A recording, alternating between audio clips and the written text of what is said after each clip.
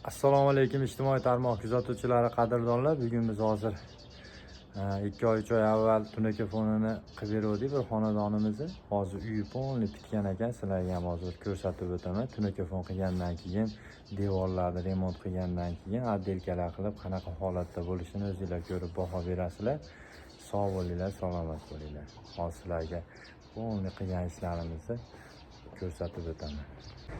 Qadrdonlar, uyimizni bitgandan keyin tunaka fon travertin anaqa hali rim stoykalari bilan anaqa kafellari bilan o'ta go'zal holatda bo'lar ekan. Hali bitmashdan oldin tunaka fonni o'zini qilganingizdan keyin kelganlik fasadga qanaqa rang beray, u qilik, bu qilik deb hali o'ylanasiz. Tayyor mana dizayn.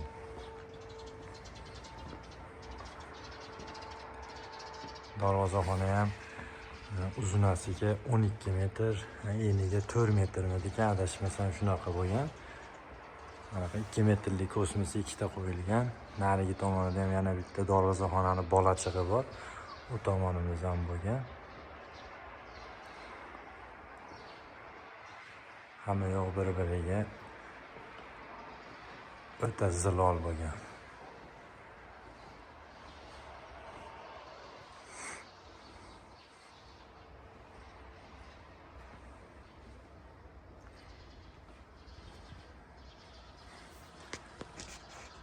Remontlar ham bir-biriga o'ta tushgan. Tunaka fon ham, duvol ham, akfa ham, pastidagi anaqa kafellari ham.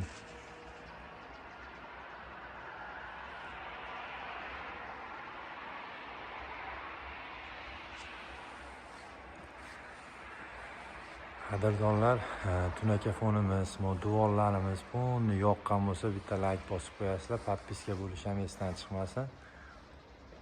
Tunaka fon bilan shug'ullanamiz. Hozirgi kunda 120 mingdan 140 ming so'mgacha qilib beryapmiz. Listi yupqa qalinligiga qarab, vodiy bo'ylab. Listimiz 4 xil listimiz bor.